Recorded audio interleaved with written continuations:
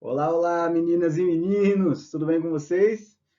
Estou eu para dar continuidade ao conteúdo trovadorismo, que já foi iniciado, certo? O trovadorismo é considerado a primeira manifestação literária da língua portuguesa, que, como eu já mencionei a vocês, é uma língua derivada do latim. E a partir do momento em que a língua portuguesa se distancia e se desprende do latim, forma-se toda uma manifestação cultural em torno dessa nova língua. Então, com o surgimento da língua portuguesa, surge também a primeira manifestação cultural da língua portuguesa, que é o trovadorismo, e surge também o Estado-nação Portugal, na Europa, do século XIII, XII, XIII aproximadamente, certo? Tudo isso que eu apresento a vocês agora já foi apresentado anteriormente. Eu falei um pouco a respeito do contexto histórico do surgimento do trovadorismo, que é uma manifestação cultural portuguesa, especificamente da literatura. Falei para vocês que esse nome trovadorismo deriva de trova. Trova pode significar rima, pode significar também cantiga. Então, o trovadorismo português é constituído sobretudo de cantigas, ou seja, textos líricos feitos para serem cantados, para serem transformados em música. E o primeiro texto considerado do trovadorismo português atualmente é a Cantiga da Ribeirinha, que nós analisamos na aula passada, na aula anterior também. Esse texto é uma cantiga de amor. É uma cantiga de amor pelo fato de ele apresentar um eu lírico masculino, pelo fato de esse eu lírico tratar da impossibilidade de estar com a mulher que ele idealiza, a mulher que ele deseja. Então, tanto o gênero do eu lírico quanto aquilo que ele aborda ao longo da sua expressão caracterizam esse texto lírico, Cantiga da Ribeirinha, como uma cantiga de amor. Por outro lado, uma cantiga de amigo é uma cantiga em que se percebe um eu lírico feminino, que trata da tristeza, da angústia decorrente de seu amado amigo, amado esposo, estar ausente ou distante dela. É importante destacar, pessoal, que tanto uma cantiga de amor, como cantiga da Ribeirinha, quanto uma cantiga de amigo, tratam do amor. Então, o amor é a temática das cantigas líricas do trovadorismo, ao passo que a temática das cantigas satíricas é a crítica. Vocês podem se perguntar, Gustavo, mas é uma crítica de caráter social? É uma crítica de caráter político? Não, não é. É uma crítica de caráter quase que exclusivamente pessoal. Então, é uma crítica feita pelo autor da cantiga satírica a alguma pessoa de quem ele não goste, ou a quem ele seja contrário por algum motivo. Então, as cantigas satíricas têm como essência temática a crítica. É importante destacar que tanto cantigas satíricas quanto cantigas líricas são no âmbito dos gêneros literários, eu destaquei isso e volto a repetir isso, são no âmbito dos gêneros literários textos líricos. Nenhum desses textos, nenhuma dessas cantigas faz parte do gênero épico ou do gênero dramático. Não. Fazem parte do gênero lírico, pelo fato de apresentarem um eu lírico que expressa suas emoções ou percepções. São textos que apresentam alguns padrões estruturais para tornar essas expressões mais fáceis de serem transpostas à música. Então, são textos líricos, ok? Mas no âmbito do trovadorismo, existe essa divisão entre os textos que tratam do amor, que são chamados de líricos, e os textos que tratam da crítica de alguém para outra pessoa, que são os textos satíricos. Eu apresentei a vocês Cantiga da Ribeirinha, nós não vamos analisar isso novamente.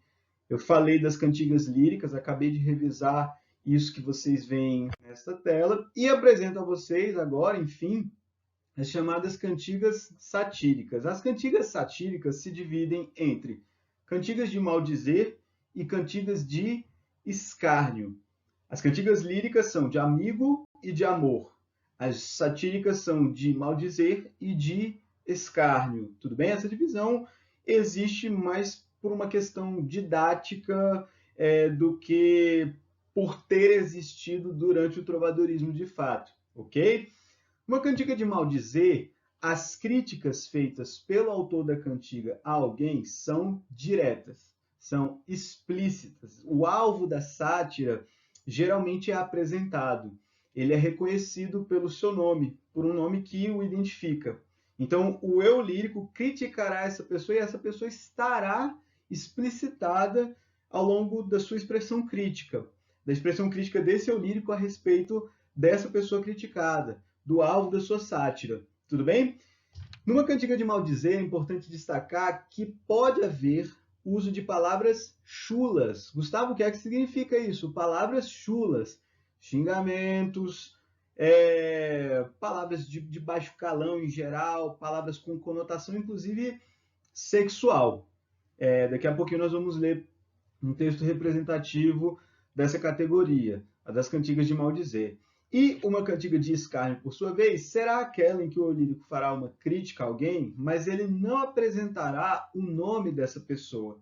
Ou seja, haverá uma crítica, mas uma crítica indireta, uma crítica mais sutil, uma crítica dotada de ironia. O alvo da sátira, o alvo da crítica, não será mencionado numa cantiga de escárnio. Geralmente ele não é mencionado, tudo bem? Geralmente não é. Ao passo que numa cantiga de maldizer, esse alvo é mencionado, sim, por um nome que o identifica.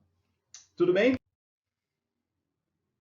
Eu apresento a vocês, então, essa cantiga de maldizer, que originalmente provavelmente não tinha um título. Eu coloquei Marinha só porque esse é o nome pelo qual o eu lírico identifica o alvo da sua sátira. Prestem atenção à leitura que nós vamos fazer disso. O texto se encontra mais ou menos na forma como ele provavelmente foi escrito originalmente. Então, a atenção é importante para que a análise seja feita corretamente. Marinha, o teu folgar tenho eu por desacertado, e ando maravilhado de te não ver rebentar. Pois tapo com esta minha boca a tua boca, Marinha, e com este nariz meu tapo eu, Marinha, o teu. Com as mãos tapo as orelhas, os olhos e as sobrancelhas. Tapo-te ao primeiro sono, com a minha pisa o teu cono, e como não faz nenhum, com os colhões te tapo o cu, e não rebentas, Marinha. Pessoal, o objetivo de apresentar esse texto a vocês é só que vocês percebam, primeiramente, que o alvo da crítica é indicado. Essa pessoa a quem o lírico se refere pelo nome de Marinha é o alvo da crítica dele. Existe o uso de uma linguagem chula, de uma linguagem com palavras de baixo calão, como vocês podem ver ao longo da leitura do texto, que é todo construído, então, a partir de expressões de conotação sexual. Basicamente, o que o eu lírico diz a essa pessoa que ele chama de Marinha é que o folgar, que o fato de essa pessoa, a gente não sabe exatamente se é um homem, se é uma mulher, porque isso não é identificado, mas o fato é que essa pessoa, a quem o livro chama de Marinha, tem um folgar desacertado, ou seja, uma pessoa muito descansada, provavelmente, uma pessoa muito despreocupada com tudo. E o eu lírico se indigna por conta disso. Ele diz: ando maravilhado de te não ver rebentar. Então, essa pessoa que ele chama de Marinha é uma pessoa extremamente despreocupada, tranquila, e ele diz: ando maravilhado de não te ver, Marinha, rebentar, por conta dessa sua tranquilidade excessiva. E o eu lírico, então, vai construir uma imagem de caráter sexual para explicitar essa crítica a pessoa que ele chama de Marinha. Tapo com esta minha boca a tua boca, Marinha. Com este nariz meu, tapo eu, Marinha, o teu nariz. E tu não fazes nada. É mais ou menos como se ele dissesse isso. Eu aqui agindo de todas as formas e você tranquilo, sem nenhuma preocupação quanto ao fato de eu estar agredindo você ou causando dor a você de alguma maneira. E essa cena vai ficar mais grotesca na segunda estrofe. Com as mãos tapo as orelhas, os olhos e as sobrancelhas. Tapo-te ao primeiro sono. Com a minha pisa, tapo essa parte do poema, essa parte da cantiga, apresenta um verbo implícito, né? Com a minha pisa, tapo o teu cono. Pisa é uma referência ao órgão genital masculino e cono é uma referência ao aparelho, parte do aparelho excretor do ser humano, o ânus, o orifício anal. Então, com a minha pisa, tapo o teu cono. E como não faz nenhum, ou seja, ninguém faz isso como eu faço. Com os colhões, novamente uma referência à genitália masculina, te tapo o cu. Fica explícito, então. Cono e cu são expressões sinônimas nesse texto.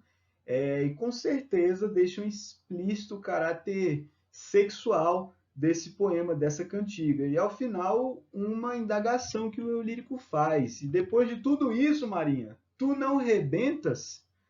Então, essa pessoa é uma pessoa tão despreocupada, essa Marinha, de quem o lírico fala, que nem depois disso parece que ela percebe o que foi feito a ela. Então, é uma crítica dotada de conotação sexual. E é interessante perceber que até hoje, nós, falantes da língua portuguesa, quando criticamos alguém de forma chula, com palavras de baixo calão, nós utilizamos palavras ou expressões com conotação sexual.